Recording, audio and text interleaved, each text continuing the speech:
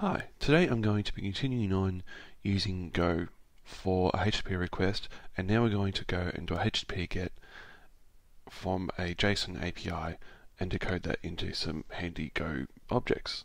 Right, you'll notice the only difference between this code and from the previous cast is I'm using a new URL now, which will go fetch some JSON from a YouTube service. The service itself returns some data that looks like this, and all I want today is the title and the URLs to some thumbnails. So first of all, we'll go get rid of the code to go write the response to standard out. We no longer need it. Remove the OS package. Now we'll need to bring in the JSON package. Next we need to have a struct available to decode the JSON data into. So we'll just define one.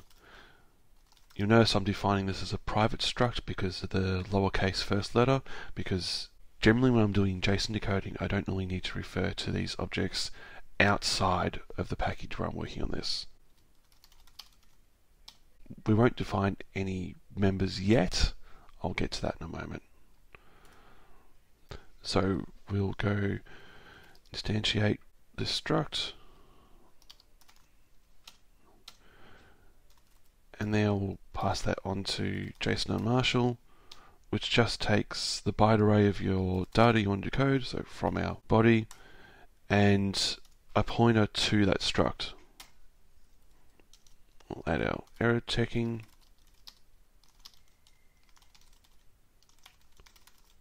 and last of all, we want to decode what our JSON response will look like. Easiest way is just using printf. By using %+v, it'll show the contents of the struct, including the field names. Of course, right now this won't actually do anything useful. What we'll need to do is start defining some structs to decode the data the way we want. The top level field is called entry that we're interested in, so we'll grab that. Now, considering this is a sub-object from the JSON, we need to return that into another struct, so we'll name one, which we'll define in a moment.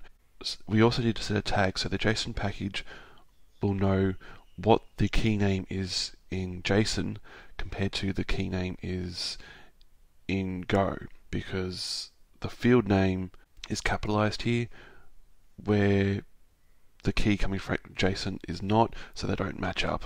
So you generally have to do this with all JSON decoding. So we'll just set that.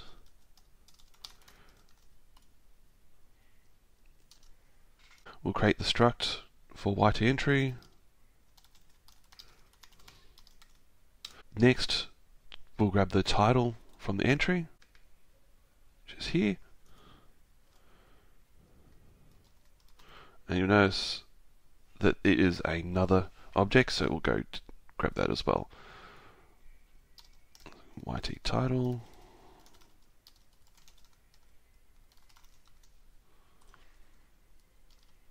And for YT title, which gets us close to what we were after, I'm just going to call it T without the dollars, just nice and simple. It's a string.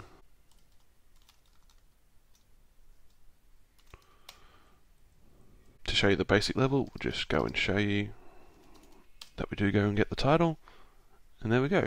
We've got the top level entry struct, then the title struct, and then T, which was $T in the JSON, returning the title for this video. Alright, so that's the first simple thing out of the way. The next level I want to go to is also getting the thumbnails. So back at the entry level, we've got media group. So we'll go and add that.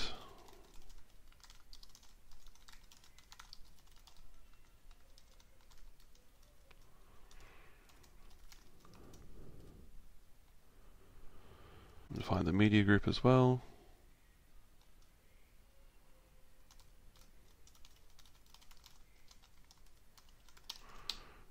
Right, we've got the media group here, which is okay. Now we want the thumbnail.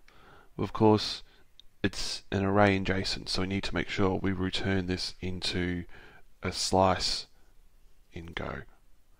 which is actually very straightforward. We just tell it in the definition here that in the struct it has an array of YT thumbnails. Of YT media thumbnail is what we call the type. And of course, we'll just set the tag.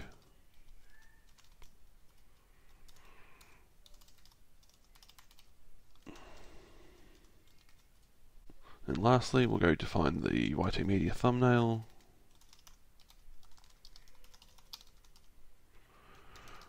URL, the height, width, and the name as well. Let's go see the output of this. And there we go, we've got the thumbnail slice, which is coming through, which starts out here, all the way through here, and then we can see the individual structs within it with the URL, the height, the name, and so forth.